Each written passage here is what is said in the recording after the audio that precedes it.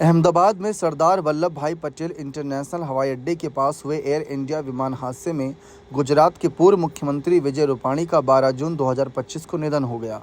वे 61 साल के थे। एयर इंडिया की फ़्लाइट AI 171 से लंदन की यात्रा पर थे। इस विमान में कुल 242 लोग सवार थे, जिसमें से सिर्फ एक ही शख्स बच पाया। कुछ ही सेकंड के अंदर जो विमान हादसा हुआ वह देखकर पूरी दुनिया हैरान है। इस बीच चर्चा विजय रूपाणी की भी हो रही है। विजय रूपाणी अपने पीछे करोड़ों की संपत्ति छोड़ गए हैं। इसके अलावा टाटा ग्रुप ने भी हादसे में हताहत लोगों के परिजनों को 1-1 करोड़ रुपए की सहायता राशि देने का ऐलान किया। अब अगर हम बात करें विजय रूपाणी की संपत्ति की, तो कुछ मीडिया रिपोर्ट्स हाथ लगी है, जहां 2021 के चुनाव में दाखिल किए गए हलफनामे के अनुसार विजय रूपाणी की घोषित चल संपत्तियों की कुल कीमत 5 करोड़ 43 लाख से अधिक की थी। नकदी उस वक्त उनके पास 2,10,233 रुपये बताई गई।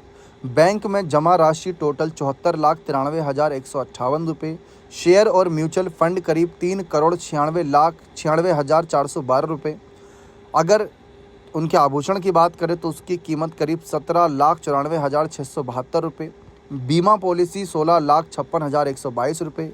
गाड़ियों की कीमत करीब 17,85,480 रुपये। लोन उनके पास करीब अगर हम बात करें तो 82,55,036 रुपये।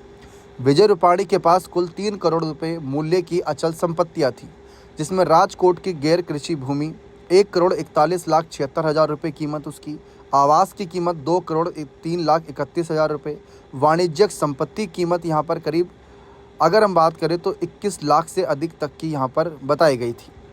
करीब अगर हम देखें तो करोड़ों में इसकी पूरी यहाँ पर जानकारी दी गई थी।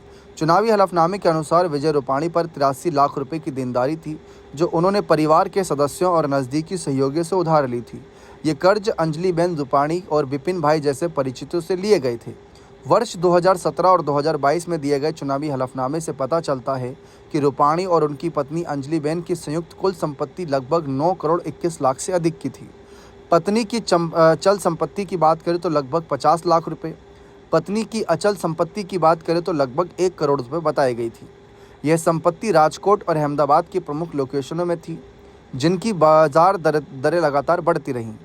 अगर हम बात करें विजय रूपाणी की आमदनी के कुछ सोर्स थे अलग अलग, जिसमें विधायकी वेतन और भत्ते, मुख्यमंत्री के रूप में सरकारी सुविधाएं मिली थी उनको, संपत्तियों के किराए से आमदनी आती थी, निवेश से प्राप्त रिटर्न और डिविडेंड भी यहाँ पर उनको प्राप्त होता था, जिससे कि उनकी संपत्ति का इजाफा लगातार हो रहा था।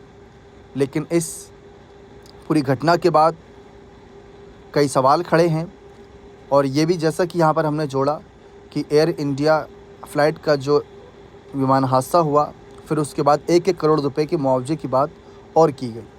फ़िलहाल चर्चा तमाम हो रही है। इस बीच तमाम खबरें भी सामने आ रही हैं। विजय रूपाणी के जो शरीर को लेकर बात थी, DNA मैच हुआ, पार्थिव शरीर परिवार को सौंपा गया। अंतिम संस्कार 16 जून को बताया गया। चैनल बने रहें, बहुत बहुत शुक्रिया।